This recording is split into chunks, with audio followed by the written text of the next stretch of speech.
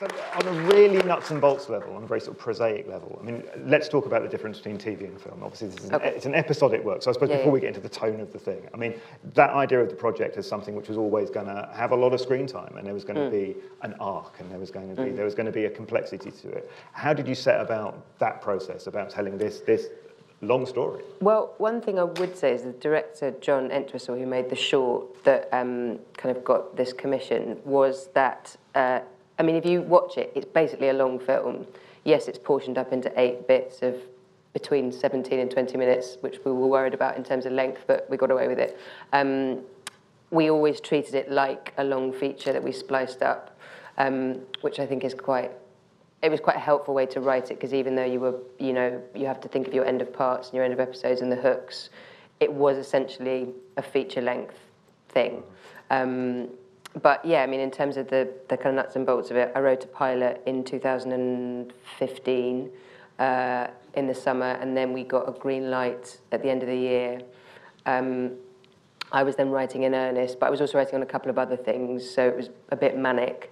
And then I think mercifully, at the time it was, tricky, but we got pushed by 6 months. So we were going to be filming in the summer of 2016. And then I think Channel 4 decided that actually there was no point rushing through. They had lots of other things that they were doing. So I got another 6 months to write, which was a godsend. And looking back, I think the scripts that I would have handed in to film, I don't think they were as good. So I'm now very relieved that we had that extra time. The film has a number of set pieces. That's one of them. The kind of the sofa conversation with the father. Tell us about what those look like on the page, and how much of that is on the page, how much of that is the performers, and how much of that is you bringing what you put into those situations. Well, I met Bernardo Bertolucci at the 1996 because he came to the university that I was attending in Rome to do something like that. And so I approached him, and I wanted to talk to him, and he said, no, I mean, I can't talk now, but my number is on the phone book, call me. And I called him, and he called me back because he wasn't home. So I went to see him editing Little Buddha. And I was talking to him about the script for the protagonist that I was already starting thinking about. And I asked him if I could send it to him to get him his advice. And he said to me in this beautiful, paradoxical way, I never read scripts, even mine. And at the time, I thought it was a way of being dismissive and not committal. But I think it was, first of all, he was correct, right, and he was accurate. When you do a movie, the scripts encompasses many, many, many functions. Most of these functions are brutal and technical. To create a schedule, to create a budget, to attract an actor or an actress, to convince someone to put money in it. All these are totally devoid of the essence of the script as a narrative tool. As a narrative tool, the director has the need to learn it very deeply. But at the same time, to disenfranchise herself or himself from it, to kind of become autonomous from it.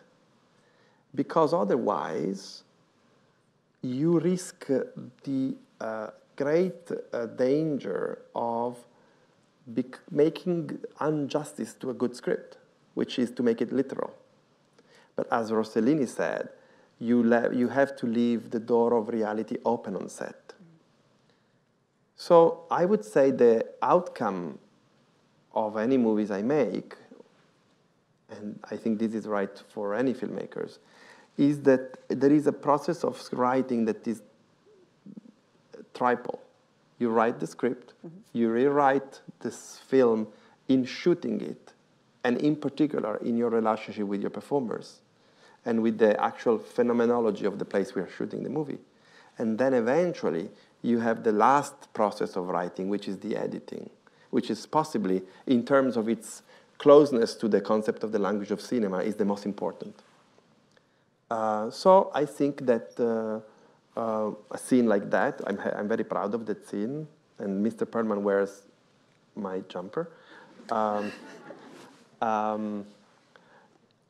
I'm proud of it because the crystal purity of Asimon's book, which for Call Me By Your Name is really like Mount Rushmore of our movie. It's so a setting stone. It is really represented by, for me, these performers. You know, like when you see the last glance between Mr. Perlman and Mrs. Perlman, the way in which, when she hangs the phone, she has a little sigh, and then she goes down with the gaze, and then looks up to the husband, because she knows that Oliver is going to break the heart of her son. That moment, that's unwritable. That is only being what did the script say? What did James Ivory's script say? It said probably that, I don't remember. But I do remember that energy between Amira and Michael very much. Mm-hmm, mm-hmm. And I do remember the wisdom of our Jean-Pierre Laforce, which is the great sound designer and mixer, and Walter Fasano, the editor, that the way in which they overlap the conversation from one room to the other, and how the idea that he's listening to them talking to him, like all this like mise en abîme of listening play, that's completely technical, like we created in post-production, but it's seamless. Where do you get inspiration for building on what you've got in a script? Or? Well, it's a little different from writing a game, obviously. Yeah. Yeah. In terms of character creation, there are a lot of things that inspire what an actor might do in the studio. Concept art I always find really, really helpful. So anybody out there who's developing a game, before you bring actors in, if you can provide them with some concept art in the studio, it's really helpful. It just helps us to kind of get our heads around the world that the character lives in. Doesn't have to be the character itself, but that's very helpful, obviously. But the world that the character lives in. I'm taking notes on that for my games. It's for a number of games. I've had concept art, and I've always it's always taken me somewhere I didn't expect. So that's really helpful. Interesting. But, Stardew was a fantastic idea and a fantastic game. And that's really where things start from. The seed is finding your first idea. What are some of the best places to look for inspiration for your first game, Danette? For inspiration for your first game, it's almost like a combination of things that you're interested in, the type of game that you want to make, which is hard enough to figure out when you're first starting to make games, and what your abilities are as well.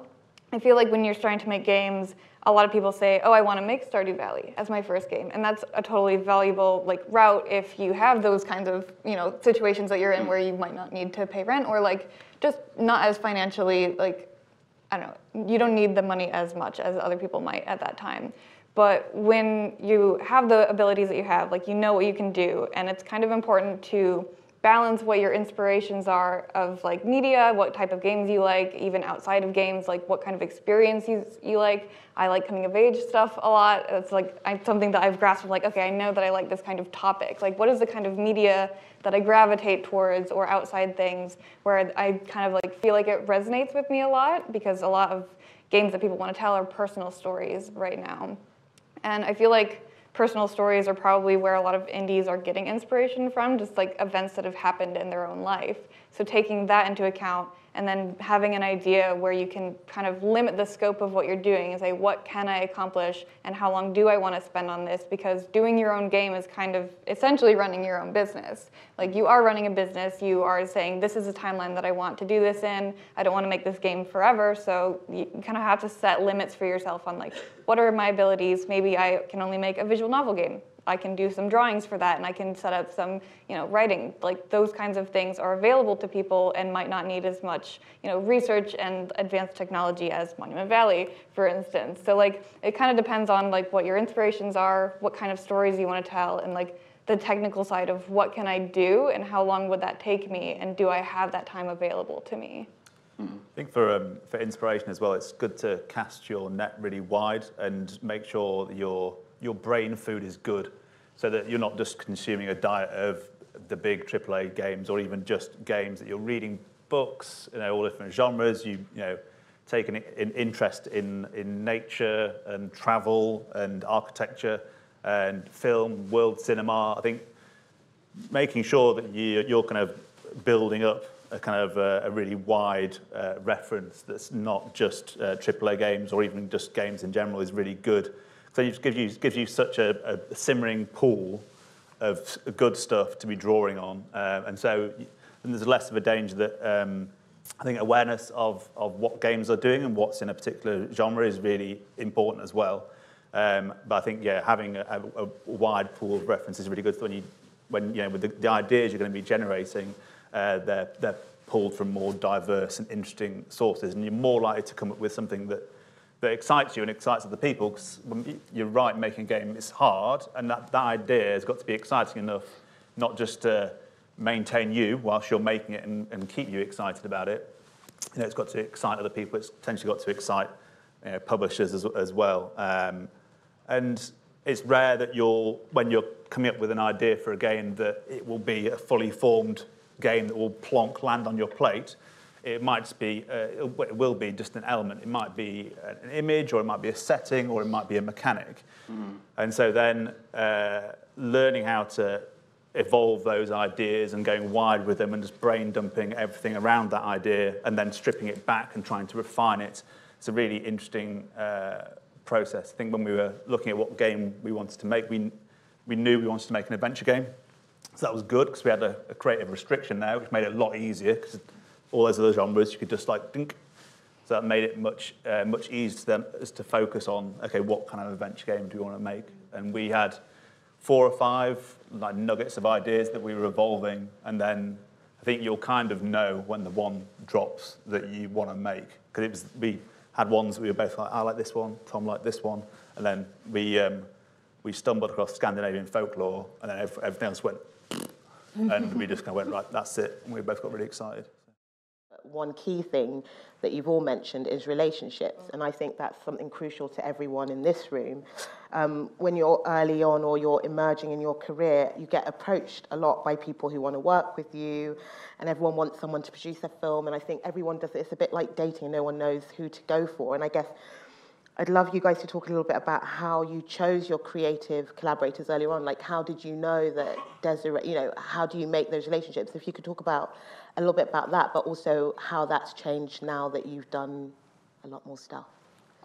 Whoever wants to kick off? Well, yeah, so Desiree, by the way, is Desiree Ackerman, the director I work with, not just like my friend Desiree. But I met her at university, and we became friends first. And for 7 years, we were just friends. And she went back to New York. She was doing a year abroad in London. She went back to New York, started NYU, and we were just best friends. And then she started doing a show called The Slope with her ex-girlfriend, a girlfriend at the time, and I just was a fan. I always when I met Desiree, we did our first short film together that she wrote.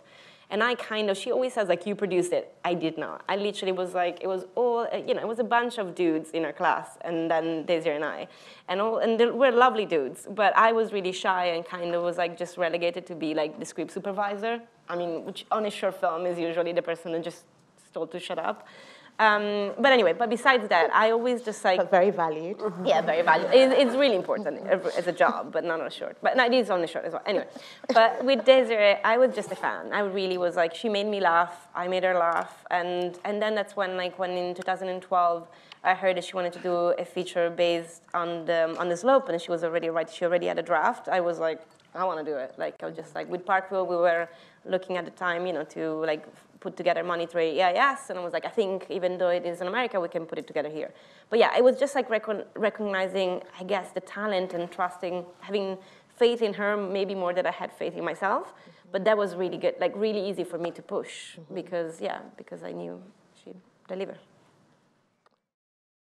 Performance capture is an interesting area where we've worked with performance capture for many, many years, going way back to Heavenly Sword. And we had to find an innovative solution to deliver this in Hellblade. And this is a good point to talk about Mel, really, and how Melina became Senua. Well, the budget was low, so bring on the video editor. Yeah. Right? But you were doing some tests, right? That's where it came Yeah.